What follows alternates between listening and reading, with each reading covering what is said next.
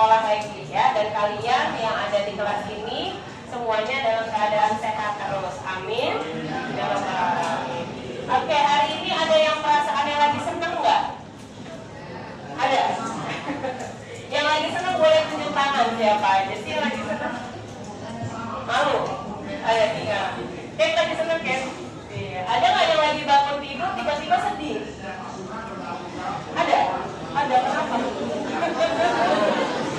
Tiba-tiba bangun tidur sedih ya, kalau ke sekolah ada nggak yang gitu? Ada. Ada nggak yang bangun tidur perasaannya biasa aja? Ada. Biasa aja banyak ya, biasa. Biasa aja itu gimana sih? Oh, biasa aja. Ya, oke. Semoga besok dan besoknya lagi kalau bangun tidur selalu dalam keadaan happy, senang, bersyukur. Ya. Nah, jadi setiap hari pagi itu paling bagus banget kalau energi kita positif, Mak. Kenapa? Karena nanti sepanjang hari ya kondisinya akan positif juga. Jadi kalau kita berpikir positif, kalau kita perasaannya senang, insya Allah satu hari itu adalah hari yang menyenangkan. Ya, Ibu ajarin afirmasi positif ya. Oke, Ibu ajarin afirmasi positif, nanti ikutin ya. Jadi kata-katanya gini, ini bisa dilakuin setiap hari ya. Kata-katanya adalah hari ini indah, saya luar biasa. Bisa nggak kira-kira? Bisa. Yuk latihan dulu yuk. 1, 2, 3. Hari ini indah, saya luar biasa. Kayak lagi, nggak Ibu apa-apain.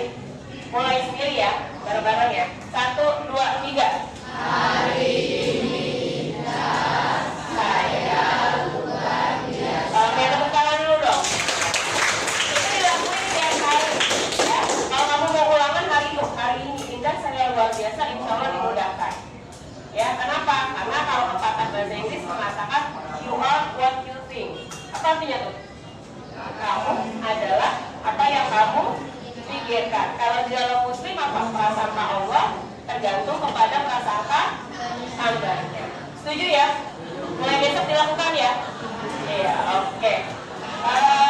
Tadi Ibu sudah cek kehadiran, ada 3 orang teman kalian yang tidak hadir. Ibu ingatkan lagi mengenai kesepakatan kelas kita saat belajar matematika.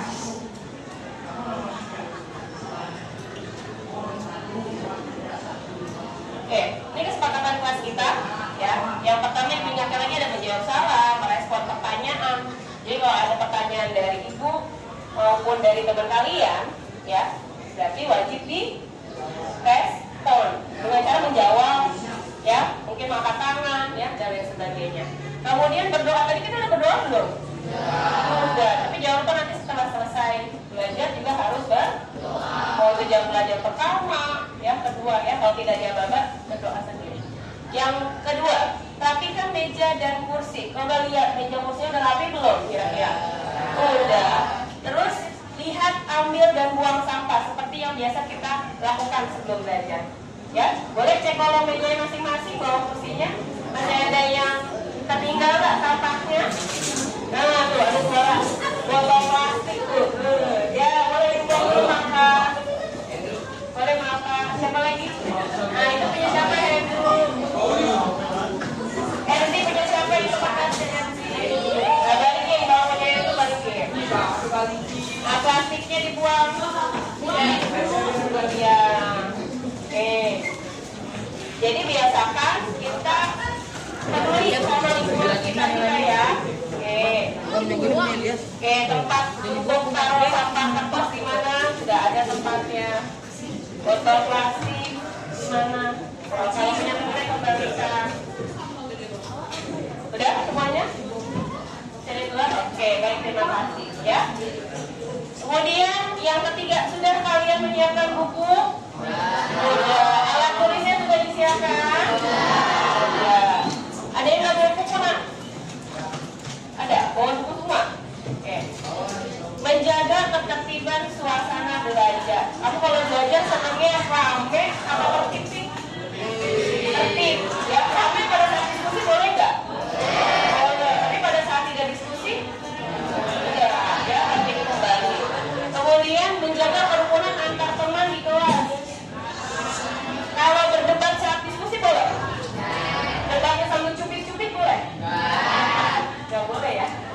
Ambil gambar-gambar boleh nggak? Nggak boleh. Jika ada tadi ya, jika ada seseorang yang sedang berbicara, gimana? Yang lain harus mendengarkan. Kamu suka nggak sih kalau lagi ngomong dicuekin? Enggak. Ibu juga sama, enggak. Ya suka enggak? Enggak suka ya. Kamu lagi curhat sama teman kamu. Iya. Apa tadi? Nah, seneng nggak gitu? Enggak, sama. Ya, semua orang kalau lagi ngomong pasti maunya diperhatikan, didengar. Oke. Ya, ini kesepakatan kelas kita ya. Oke. Sekarang ibu mau ajak kamu untuk berpikir. Perbedaannya manusia sama bukan manusia adalah manusia diberikan apa? Akal. Buat apa? Berpikir kan ya. Oke, let's think. Artinya apa? Let's think. Ayo berpikir. Kalau ibu bilang kamu tahu nggak sih rata-rata atau mayoritas kalau kelas 7 itu pakai sepatu ukuran berapa sih? Ada yang jawab berapa? 37, 38, 39, ada yang 40 berapa?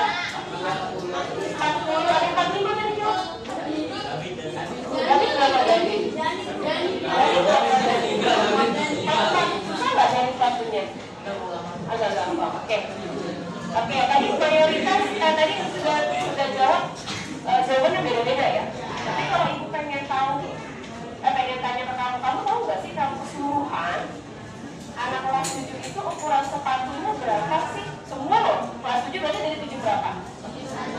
1 sampai 7? Nah, gimana kamu biar tahu semuanya? Nggak cuma kelas kamu doang, nggak cuma teman kamu doang, gimana? Biar tahu. Nih, data, betul. Diapain lagi?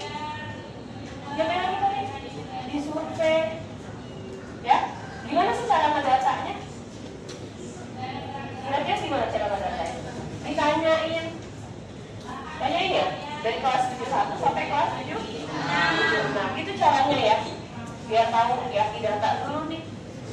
Ya, terus baru ketahuan kira-kira rata-rata pakai pada ukuran sepatunya berapa sih? Ya, lanjut. Tadi ada yang sudah menyebutkan kata survei. Siapa tadi yang nyebutin kata survei? Pasti ya. Yang lain tahu nggak? Survei itu artinya apa? Apa tuh survei? Diapain tuh? Ngapain tuh survei? Diapain survei? Survei membuktikan. Pernah nonton kuis KBA atau versi 100 ya? Survei membuktikan. Apa tuh artinya survei? Survei itu apa ya? Terus kamu pernah nggak ngelakuin kegiatan survei sederhana? Pernah kapan? Ini ya, kemarin ya. Sebelumnya ibu tanya, pernah nggak PSD? Nggak pernah? Pernah, ada yang pernah juga?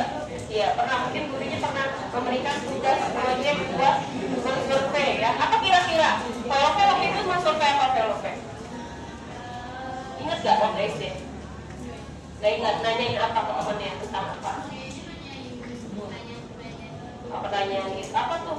Kurang sepatu bukan? Uang jajan bukan apa?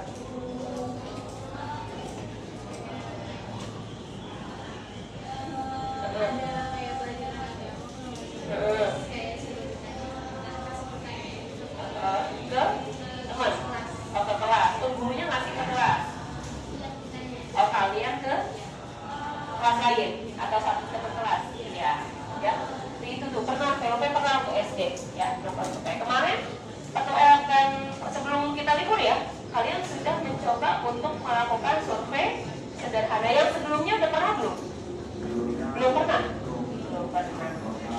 Oke, terus gimana perasaannya kemarin waktu masuk ke kelas lain, terus minta izin Bapak Ibu guru? Deg-degan, terus malu, panik. Ada yang nggak jadi ya? Ada yang kemarin batal nggak? Iya, akhirnya ganti kelas lain. Kenapa? Nah, terus akhirnya gimana caranya tuh biar gak malu, biar gak panik, biar mereka akhirnya percaya? Ternyata bisa nggak? Bisa ya? Ada yang ganti kelas ya, itu pengalaman baru mungkin buat kalian ya. Oke. Oke, nah hari ini kita mau belajar. Ibu mau sampaikan dulu tujuan pembelajaran kalian apa sih? Orang kalau mau mencapai sesuatu ada tujuannya enggak? Nah, dari rumah ada tujuannya enggak? Kemana?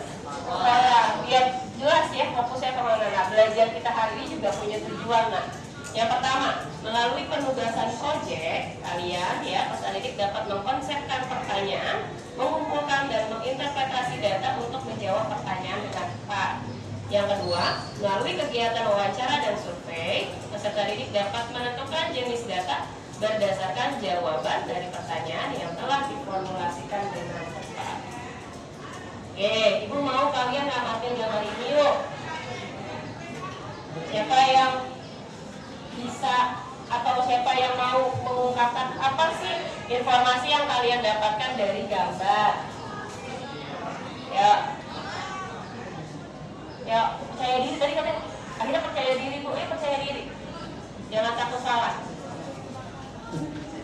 Ya, apa tuh? David tadi udah dengar. Apa Bib? Apa? Tadi benar tuh. A dari S, belakangnya S. Apa tadi? Sensus apa? Tahu? Yang di sensus apa? Apa tadi? Penduduk. Kamu pernah mengalami sensus penduduk nggak? Pernah? Pernah ketemu petugas ya? Enggak? Ada yang pernah ketemu petugasnya siapa? Pernah? Kamu yang ditanya atau orang tua yang ditanya? Orang tua. Terus kamu lihat apa lagi petugasnya itu bawa apa? Bawa kertas. Terus? Ada sesuatu yang terjadi di rumah nggak? Ada apa? Di data? Oh coba kita lihat tempel stiker kayak gini bukan sih? Iya, di rumahnya ada nggak? Ada. Wah, berarti dari sensus. Jangan-jangan pas di sensus penduduknya, warganya lagi pada pergi kali ya. Jadi nggak ditanya. Ada yang rumahnya nggak ada di sini. Tanya ya mamanya mah kita udah di sensus. Atau bisa jadi stikernya dikasih dan belum ditempel, harus petugasnya. Ya, di sini ada informasi. Ya, ada informasi tentang sensus penduduk. Ya. Nah, ini Ibu ambil sebuah data. Ya, apa judulnya, Mak?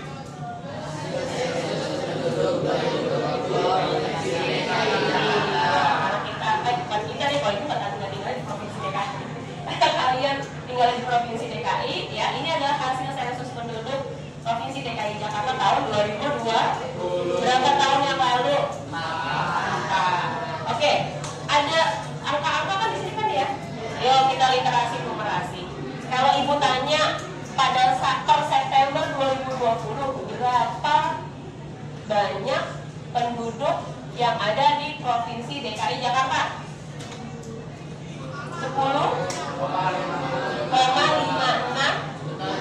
juta jiwa. Terus berapa persen yang termasuk kaum milenial? Berapa persen yang termasuk kaum milenial? Kelihatan nggak? 26, oke, nah ini makanya yang benar 26,78 atau 26,78? 26,78. Tidak pakai puluh ya. 26,78. Kalau kamu gen apa sih? Gen Z. Coba kita lihat Gen Z. Lahirnya tahun 97 sampai 2012, benar? Benar. Ya, Gen Z gitu loh. Nah, berapa persen Gen Z pun? 25,6. Berarti komposisi paling besar ada di kaum apa? Kaum mana? Maaf ya, itu kaum milenial.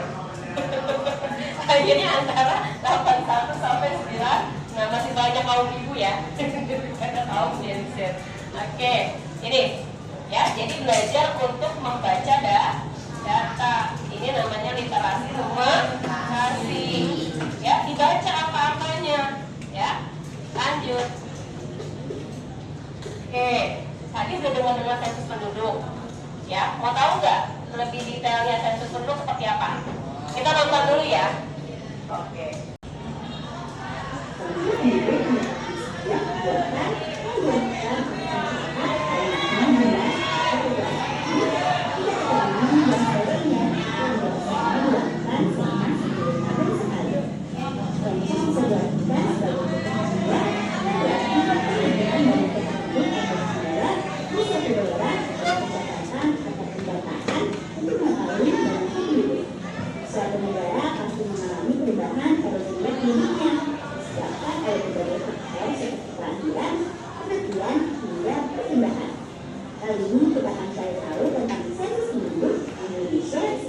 dari manfaatnya.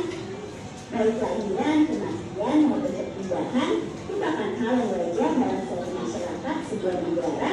Namun, jika pertambahan dan kehilangan penduduk terjadi secara berkendali, maka akan memicu berbagai permasalahan sosial. Pertumbuhan penduduk dicatat oleh lembaga resmi pemerintahan yang bertugas untuk melakukan pendataan, yaitu Badan Pusat Statistik atau BPS. Data yang didapatkan dari proses pencatatan pertumbuhan penduduk ini akan bermanfaat untuk membantu pemerintah melakukan perencanaan untuk pengembangan suatu daerah atau wilayah. Nah, sekarang kita mau tahu manfaat dari sensus penduduk ya. Sebelum kita lanjut videonya, jangan lupa kamu subscribe dan channel setia dari pertumbuhan penduduk untuk bagi dari tahun ke tahun. Nah, setelah uraian tentang pengertian dan manfaat dari pelaksanaan sensus penduduk.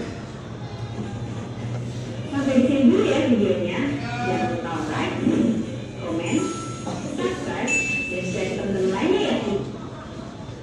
Oke, sudah simak tadi kan ya videonya ya.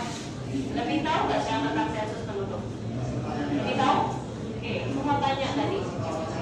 Jadi sensus penduduk dilaksanakan setiap berapa tahun sekali? Kalau terakhir tahun berapa tadi? Datanya 2020, maka akan kembali dilakukan sensus penduduk pada tahun. Kira-kira jumlah penduduknya bertambah atau berkurang? Harus bertambah ya? Iya. Terus siapa sih yang melaksanakan kegiatan atau lembaga yang menyelenggarakan sensus penduduk, ingat nggak tadi? BPS, apa namanya BPS? Badan Pusat Statistik. Itu adalah lembaga yang melaksanakan sensus penduduk. Pernah dengar informasi ya tentang berita internasional, ada sebuah negara yang sekarang lagi sensus penduduk. Kira-kira negara mana? Negara Jepang ya? Iya, kalau dengar negara Jepang sekarang lagi krisis penduduk. Ya, banyak diberitakan rumah-rumah di pemukiman itu kosong, ya, tidak berpenghuni. Kemudian ada laporannya di sana kelompok TK PAUD gitu ya. Itu setiap tahun ajarannya kan biasanya ada siswa yang daftar ya. Nah, ini tahun ajaran kemarin katanya di beberapa sekolah hanya ada 1-2 orang muridnya. Ya, itu menunjukkan bahwa negara tersebut krisis jumlah penduduk. Ada juga negara yang pertumbuhan penduduknya sangat besar, jadi jumlah penduduknya sangat banyak. Kira-kira negara mana? India lagi. Rusia. Iya. Apa yang terjadi kalau negara populasi penduduknya terlalu banyak? Rame. Iya, rame benar itu. Kira-kira ada permasalahan yang timbul juga? Ada permasalahan apa tuh? Kalau di PS kan banyak kan pertumbuhan penduduk ya. Apa tuh masalahnya yang timbul? Ada masalah sosial ya, masalah ekonomi kan kira-kira. Ada juga kemungkinannya ya. Terus tadi kita udah tahu kalau lembaga yang menjalankan atau melaksanakan sensus itu disebut Badan Pusat Statistik atau BPS. Itu sudah dilakukan pada pertemuan sebelumnya. Ya, ini ada dokumentasinya. Ini pembagian kelompoknya yang itu ya. Itu sudah bagi kalian kelompok. Kemudian kalian nentuin sendiri kan mau di kelas berapa. Terus kemudian mau apa aja datanya yang dicari. Nah, ini beberapa dokumentasi kalian di kelas, benar ya? Iya, ya ini dokumentasinya. Jadi kemudian ini hasil pendataan kalian ya. Masih ada di situ, nanti gue bagikan. Oke, sekarang waktunya bekerja dalam tim. Ya, ada beberapa poin yang harus kalian perhatikan. Yang pertama adalah pengumpulan data dengan kategori tertentu. Ini sudah kita laksanakan pada pertemuan sebelumnya, hasilnya masih di ibu, nanti bagikan lagi ya kalian. Kemudian pengelompokan data dan pengisian KTP ya. Jadi nanti akan ibu bagikan juga lembar kerja untuk gabungnya. Nanti diperhatikan di situ instruksinya apa saja. Ya, kemudian nanti ada bagian menginterpretasi data, ada kegiatan stay dan stray. Nah, ketika kegiatan stay dan stray nanti mau jelasin lagi. Ya, yang jelas kata stay dan stray artinya ada yang stay tetap tinggal di dalam kelompok, ada yang stray berkunjung. Kelompok 5 siapa tadi? Kelompok 5 1, 2, 3 sana ya.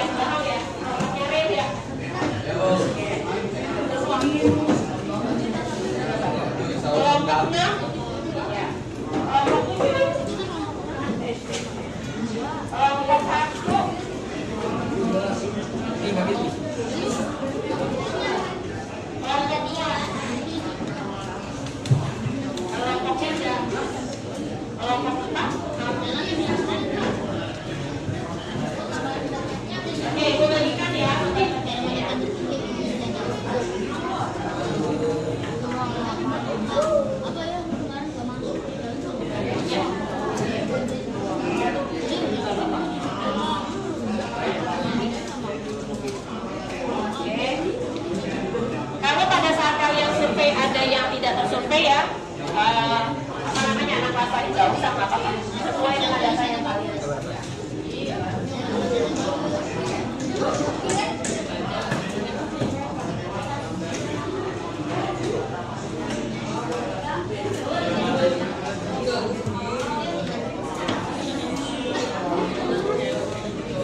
Diberi nama kelompoknya dulu ya. Diberi nama kelompoknya dulu ya.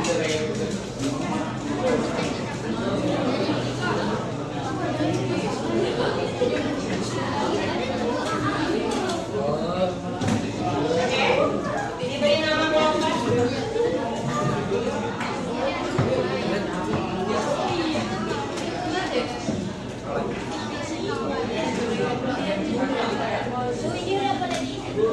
Ya boleh,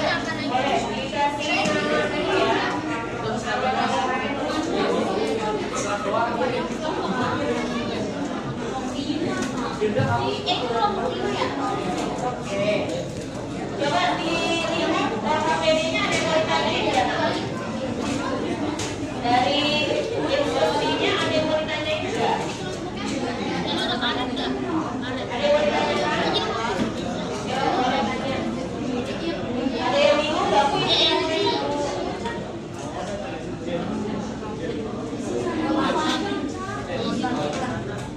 Oke, dikasih nama dulu deh. Diberi nama dulu, tulis nama anggotanya. Iya. Kalau yang nggak tanya, nah itu nanti ada berapa waktu? Ada berapa waktu? Kalau yang kemarin ada berapa warna? Warnanya ada apa aja? Rainbow, hitam,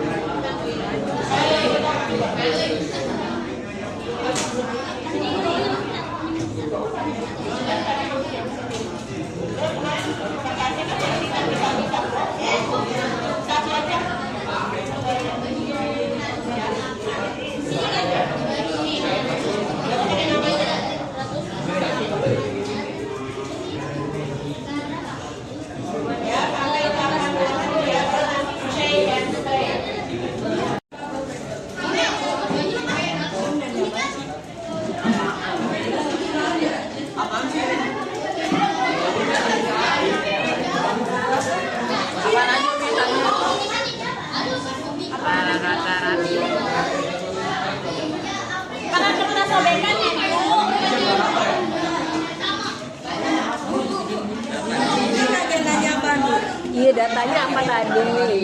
Kerjaan kelompok lain itu coba lihat, oh apa sih bedanya sama kelompok kamu gitu.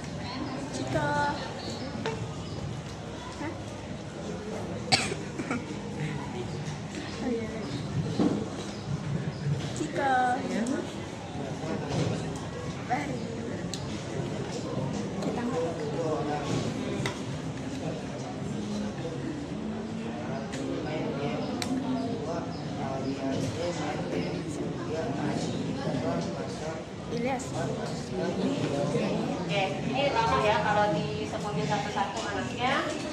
Nah, kelompok lain sudah lihat kan ya tadi ya tulisannya ya, ada siapa aja namanya kan sama hobinya ya. Oke, Mbak Bahri langsung ke nomor yang B, bagian B. Siapa? Apaan nih?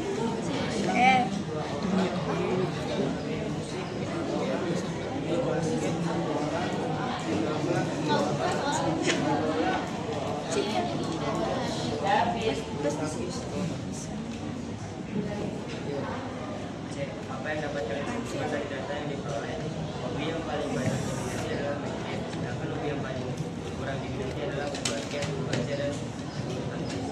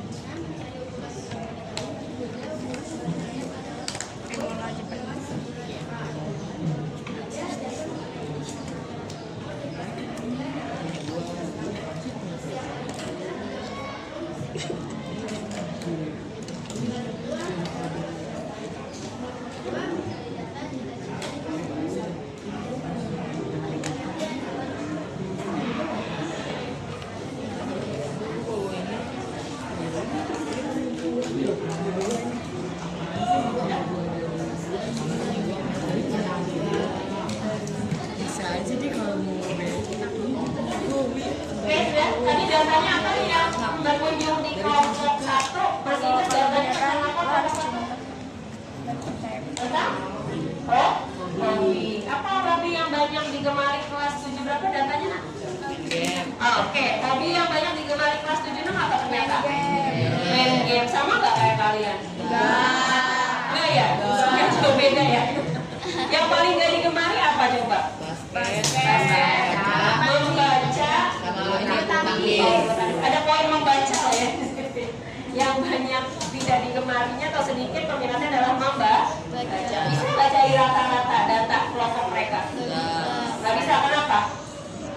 Karena data mengenai hobi. Oke, beri aplaus dulu untuk kelompok 1. Terima kasih. Silakan duduk kelompok 1. Oke. Ya, kita sampai ke bagian kategori lain ya selain angka. Share your experience, artinya apa? Bagi pengalaman. Ada pengalaman baru nggak dari kegiatan hari ini? Apa sih pengalaman barunya? Cari data, terus diskusi. Pernah nggak diskusi terus berkunjung ke kelompok lain? Belum pernah? Belum pernah. Rame nggak? Rame, tapi seru. Seru ya, bisa berkunjung sambil ngobrol sebentar. Oke, terus apa aja sih yang udah kalian pelajari hari ini? Mengenai data, tapi ternyata tadi datanya sama semua nggak? Enggak. Coba sebutin, dari mulai kelompok 1 tadi data apa ya? Hobi 2, cita-cita 3, umur 4, warna 5, tinggi 6, ukuran sepatu 7. Nah, dari 7 data tadi yang tidak bisa dicari rata-ratanya ternyata yang mana? Warna, hobi, cita-cita. Yang lainnya bisa nggak? Nah, paling kalau tadi warna, cita-cita, hobi, yang bisa kita tahu adalah yang paling banyak ya. Kenapa? Karena data dibagi menjadi 2 macam. Yang pertama ada data apa? Kualitatif. Coba baca masing-masing. Oke, berarti data kualitatif tadi yang mana aja ya? Hobi, warna, cita-cita. Itu termasuk data kualitatif. Nah, yang lain data apa kira-kira? Iya, lawan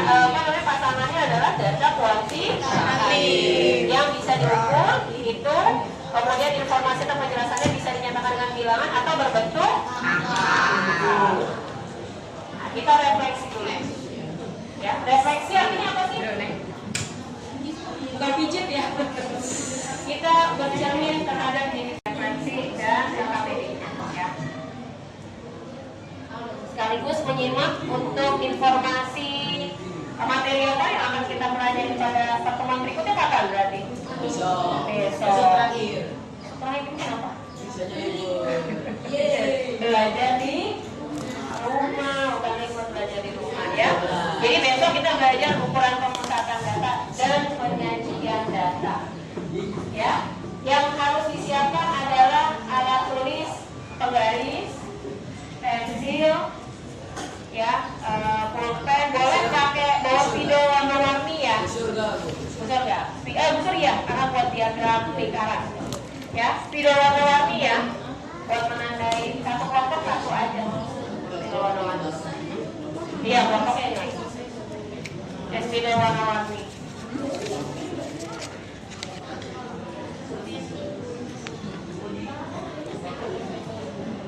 Buku kotak-kotak. Ya, buku kotak-kotaknya di mana?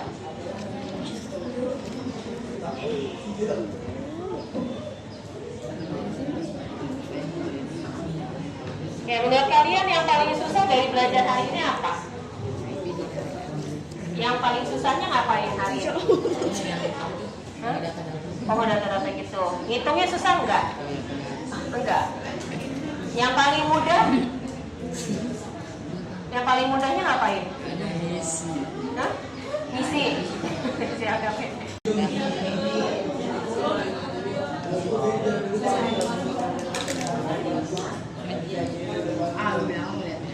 Oke, untuk refleksinya kumpulin di kelompok masing-masing aja ya, nanti Ibu ambil ya. Ya. Oke, Ibu mau beri apresiasi karena hari ini kamu sudah belajar dengan tertib. Apresiasinya Ibu kasih aplaus dan aplaus masing-masing juga. Ya, kita aplaus buat Ibu. Afirmasi yang tadi Ibu udah ajarin. Gimana? 1, 2, 3 afirmasinya.